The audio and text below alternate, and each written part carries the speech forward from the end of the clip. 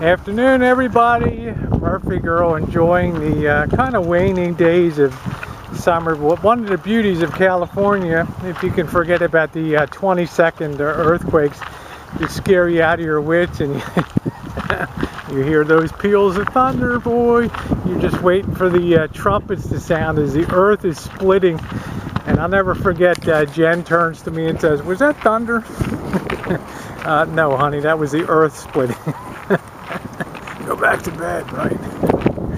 Unbelievable. She slept through the first 10 seconds of it, but I got to tell you guys, you know Janet and the boss, my great friend Janet and her hubby, the boss, you see them moonshining with us and stuff, hanging out on, doing stuff. Well, she's just been plagued over the last couple days since the earthquake. She's still dealing at a 3.9 one this morning. She's really starting to get tired. She's just telling me, "Rosie, cut the bullshit. You know, I've had enough of the rocking and rolling." And of course, you don't know whether this relieves the pressure for the next 25 or 30 years, which would be fine by me, or whether it's just got shit just poised for that big boy that's going to last about 90 seconds and roll up a good 7.8, 7.9. I don't think I'll be uploading a few days when that sucker goes down. Can you imagine not having Rosie for a couple days? Like, really? But anyway, she's been awful shaky down there, so I've been trying to just communicate with her to keep everything all cool and keep her going. So we had a chance to check over the rancho very carefully. We didn't have any damage, like I was saying.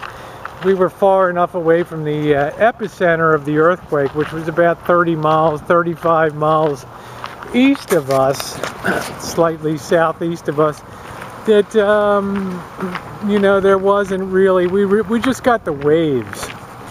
You know, if you think I've said it before, if you're right on top of the earthquake within a mile or two radius, man, you get that upheaval from the ground straight up, and that's what wrecks, knocks off bricks and takes off the front of buildings and stuff. But if you're a significant distance away, like here 30 miles, you're just going to suffer the rolling waves. It's like throwing a pebble into a pond. You just have the waves come out from that epicenter and roll under the house. Check, please. That was enough for me when that happened. Some people inboxed and messaged me and wondered about other earthquakes that have hit Santa Rosa. And of course, I've told you guys before, back in 1906, and no, I wasn't around. Not quite yet at that time. Back in 06, you know, it's called the San Francisco earthquake, but, you know, proportionally, San Francisco was really more damaged by the fire that occurred afterward when all the water mains broke in the city. And of course the firefighters didn't have any way to put out fires, so what they ended up doing was just blowing buildings up to keep the flames from spreading. Because boy, when nighttime comes in and that marine layer comes in and that wind kicks up, you can imagine in April that wind was howling down around San Francisco. But up here it was a far different story, and we're on the same kind of fault line. There's a whole series of faults on the San Andreas fault. Like we're on the Rogers Creek fault here in Santa Rosa.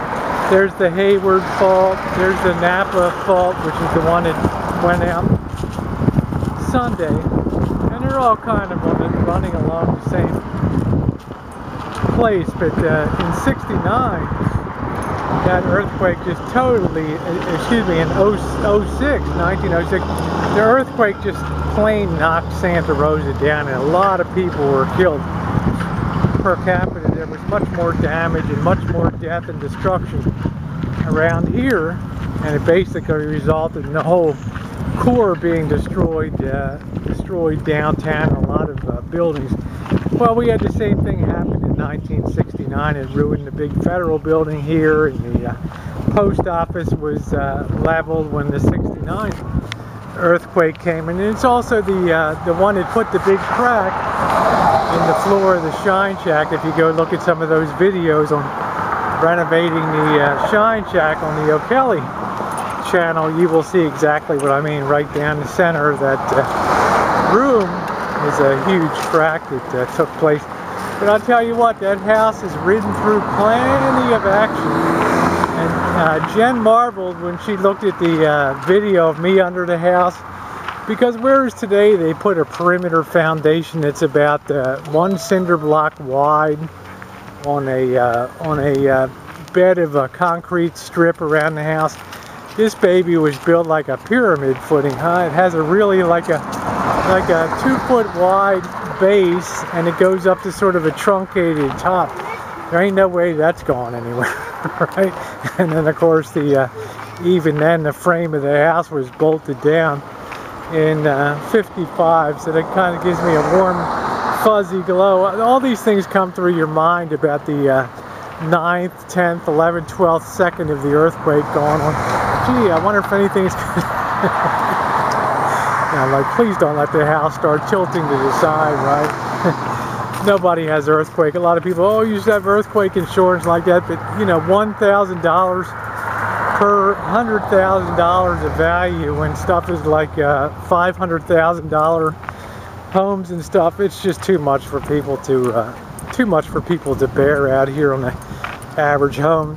You know, $3,500 a year compared to homeowners insurance, which is like $300 or $400 a year, but it doesn't cover earthquakes and all that. So that's the situation we have, and that's the way the situation will remain. I had it for a couple of years when I had another house, but it's just not cost effective, because the real problem is not so much, you know, you wouldn't mind paying, but they have a 15% deductible, which means if your house is worth $500,000, you're going to be paying the first $36,000, $37,000 out of your pocket anyway.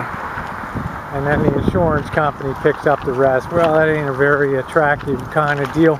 And if you want to buy up to a 10% deductible, well, you're almost 50% more. So instead of paying $3,000 or $4,000, you're paying $4,500 to $7,500. Really? That's my bitch for today, guys. Have a wonderful Tuesday. A little bit of Santa Rosa history here for you on the Murphy Chooch.